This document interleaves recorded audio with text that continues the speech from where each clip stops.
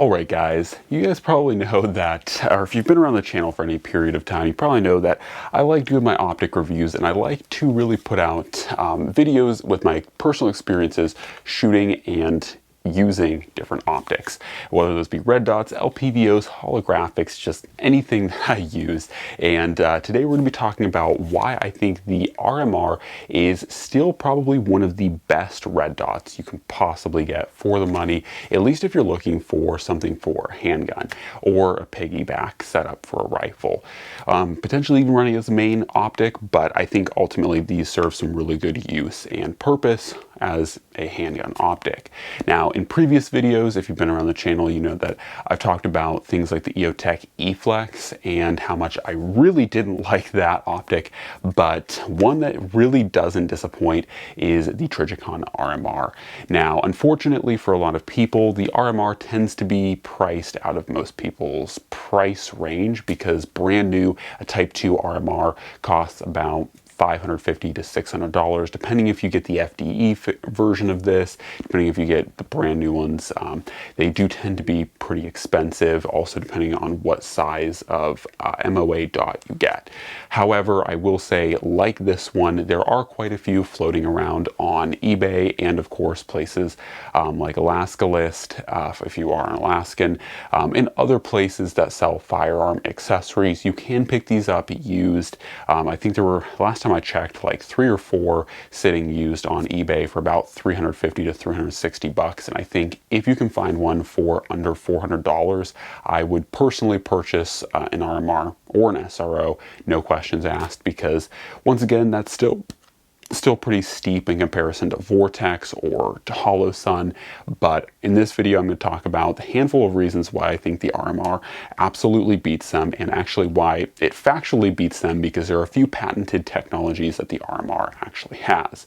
So first off, the RMR it has a few kind of patented features, and so that means that they can't be duplicated, at least not duplicated for a while, by other manufacturers. And those two primary features are, one, that this is an automatically adjusting brightness red dot. So that means that as you say move it between light, it has a sensor that picks up how much light is coming into the red dot and adjusts the brightness of the dot. So that means you don't have to fiddle around with any brightness buttons. You don't have to worry about, say you're in a parking garage, say you're outside on a park, say you're, literally anywhere. You don't have to worry about where you are lighting wise. That you're going to pull this thing up and it's going to have at least a decent brightness for your situation. So that's something that I think is very important, and something that I think a lot of people kind of underwrite, because at least for me, there are definitely situations where if you're in a building, in a parking garage, like having the brightness on your red dot just cranked up, maxed out, it is going to be looking at the sun if you do have to level your optic and shoot, right? Whereas out on a range or a backlit target is going to be super bright. You're going to have to crank up the brightness of your dot just to get any use out of it. In addition to this too, it also has a really good battery life for being auto adjusting. It works well, and yeah, overall, I think that auto brightness feature is something that is super slept on, and a lot of people really don't talk about it, but that is one of the nicest features of the RMR. In addition to this too, a lot of people will notice with the RMR, there's a very weird kind of concave, very unique shape to the RMR. And this is actually done on purpose, and this is part of what's actually patented with the RMR. And this feature, this kind of concave nature to it, exists on purpose, as I've talked about in YouTube Shorts, that if you do drop your optic on the ground, a lot of red dots, and I'll just pull out a Holosun mounted on the Prodigy, a lot of your red dots, as you can see, are just flat across the top. And so if you hypothetically dropped this on, say, some concrete and it hit squarely, it's going to crack the glass on the inside.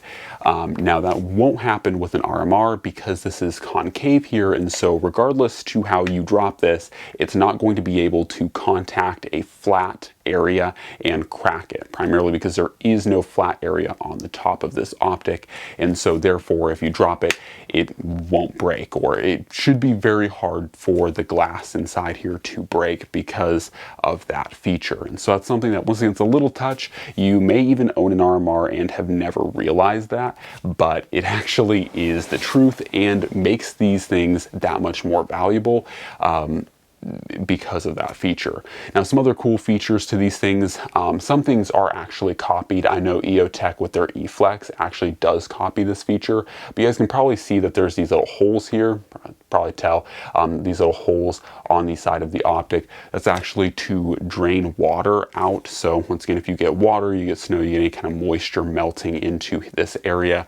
Of course, your emitter is down here. So on a red dot, if the emitter gets blocked, you don't have a red dot anymore. So there are actual drain holes. Now, like I said, the EOTech eFlex actually does copy this feature, but a lot of your other red dots, once again, something like a Holosun, do not actually copy that feature. So therefore, hypothetically, if this thing got wet, or if any kind of, like water pooled up on the emitter, you would just lose your emitter. So that is a nice feature of the RMR as well. Now, some other cool features of the RMR that I think make it valuable is that it was one of the first red dots to really become popularized, partly because it was one of the first rugged enough red dots to actually be ran on a reciprocating slide and not break, because a lot of people didn't know in history, a lot of the first kind of like delta points and stuff like that people started putting on handguns to start running. If it was put on a reciprocating slide, it would break because of the amount of energy that is happening with a reciprocating slide. So these guys were some of the first to really kind of figure it out, make a red dot that was sturdy enough and durable enough to be ran like this.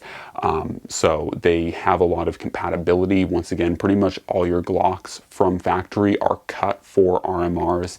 A lot of companies manufacture, either plates or optics compatibility with SROs and RMRs. So this is something that's pretty cool. It's a good feature to have and makes RMRs a little bit more valuable, because one thing that is honestly half the battle of mounting a red dot on a handgun, a lot of people will look at it, look at a complete project like this and be like, hey, that's pretty cool. But when you actually look at it, every handgun has different footprints, every handgun has specific needs, and so knowing that the RMR is one of the most generic cut slides, or most slides are cut for RMRs, makes it that much more useful.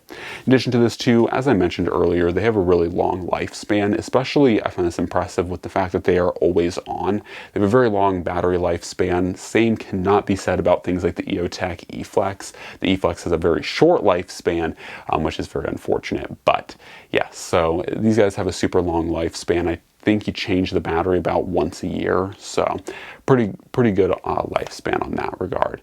Aside from that, yeah, these things are pretty cool. I don't have too much more to say about them. They really work. They're very well thought out. Like I said, that's why the title of this video is that the RMR was made by geniuses, because when you look at it, when you look at a red dot for what it is, Trijicon really put a lot into these and really thought through everything. Like I said, like the little drain holes, the kind of concave feature of the top of this thing. They really put a lot of effort and time thinking about how to make this sight work for every condition, and that's why the SRO and RMR are one of the few optics red dots that I would actually run solo or as my sole kind of aiming system. A lot of them, you guys will notice I have suppressor height sights, including on this one, and partly that's because I'm a little bit OCD. I do like having suppressor height sights. I think it actually just looks good, both from a shooting standpoint and from a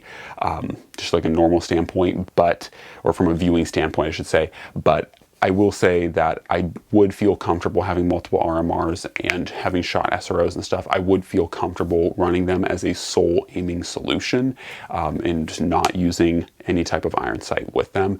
But anything else, like Holosuns, the eFlex, once again, I definitely would not recommend, especially with the eFlex, running it as a sole aiming system. I would definitely recommend having the suppressor height sights, because at best it does, the red dot, even with suppressor height sights, does give you a better aiming solution, and I do think that shooting with a red dot definitely makes it faster. If you learn and are comfortable with it, it makes your shooting faster and more accurate, but I definitely would not trust them solely unless it's an RMR or an SRO, because like I said, so much has been thought, so much thought has gone into engineering them and making them essentially bulletproof. So anyways, guys, that has been a kind of quick rundown on why I think RMRs, especially the Type 2 RMR is probably still the best red dot that you can buy for handguns for self-defense.